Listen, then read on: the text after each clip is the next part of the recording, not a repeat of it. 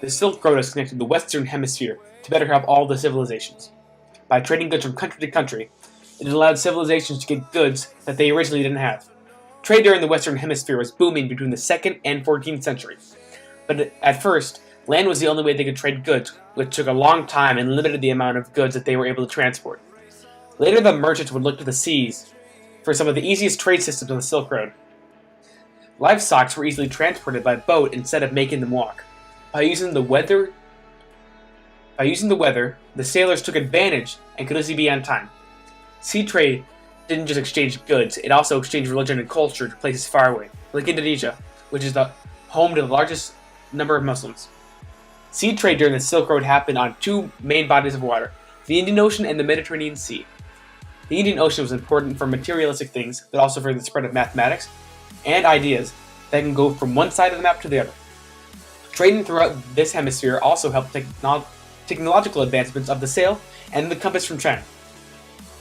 Though the Mediterranean Sea is much smaller than the Indian Ocean, the countries surrounding the body of water were able to get almost all the same items because of the country called Egypt. Egypt is right in the middle of the Mediterranean Sea and the Indian Ocean. They were able to trade with the Chinese, to the Spaniards, to almost all the countries in Europe and Asia. About all of the advantages of the Indian Ocean sea trade are the same with the Mediterranean sea trade, but just a little smaller. Weather also plays a big role in sea trade. If a giant tropical storm appears while merchants are at sea, money can be lost as well as lives. Though weather is usually a negative to sea traders, a certain type of storm that helps in the long run is called a monsoon. These types of rain/windstorms happen almost on clockwork, which means that sailors can plan their journey to take advantage of these monsoon winds. Since sailors knew how long it took to get to places during the monsoons, they wouldn't have to rush and could have a schedule for goods. The monsoon winds from November to February will move from northeast to southwest, while the monsoons of April to September came from southwest into northeast.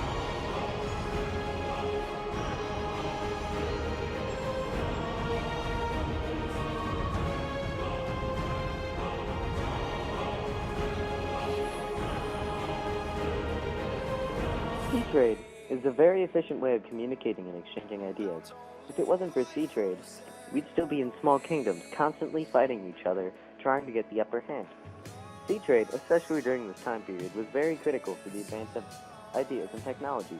The Middle East has been a great help to sea trade throughout the Indian Ocean. They have popularized many inventions, such as the astrolabe, which helped guide sailors their ways to their destinations. Also, most of the sailors from the Middle East, due to them having enough money for bigger and better boats. The Middle East improved in their house building due to the Arabian Peninsula not having many trees. Most of the houses and buildings were made out of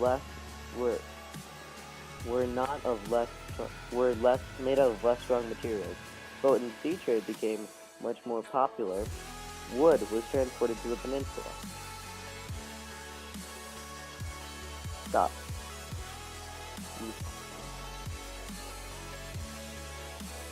Africa supplied much of the ancient world with spices.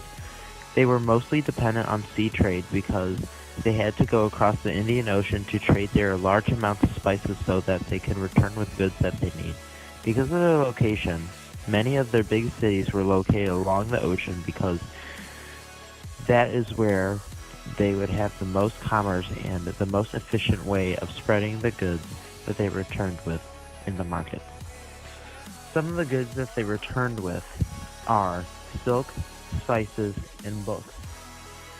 Some of their exports were gold, silk, and ivory.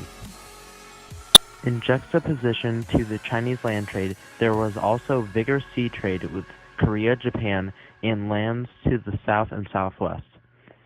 From the great coastal cities such as Guangzhou, boats carrying Chinese goods supplied the oceans from Japan to East Africa.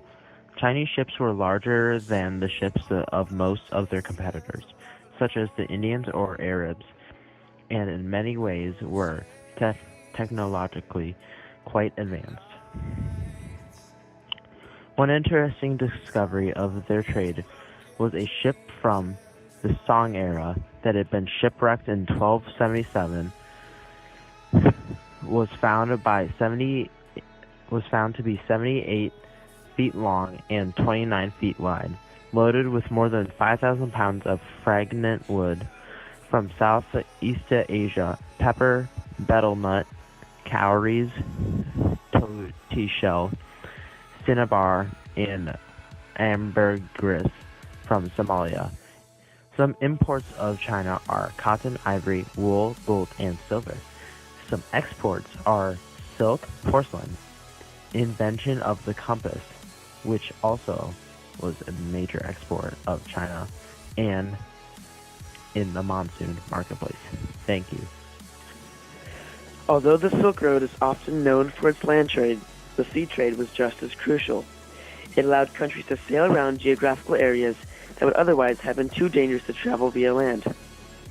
Countries like China that had a very impressive navy were able to use those ships to carry a large amount of goods to places around the world.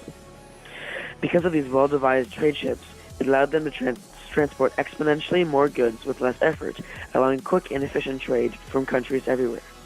This also allowed great use and popularization of ports and port towns, which in the end allowed many cities along the coast to prosper and become the focus of worldwide trade. In turn, this led to the countries excel in trading and the economic aspect. That's because of how effective these ports were thanks to sea trade. Overall, the effects of sea trade were great, creating a diverse web of connections, spreading ideas, people, art, and obviously goods to places that would otherwise not receive such attention. Luckily, this version of trade allowed efficient and successful trade that helped many countries and people alike.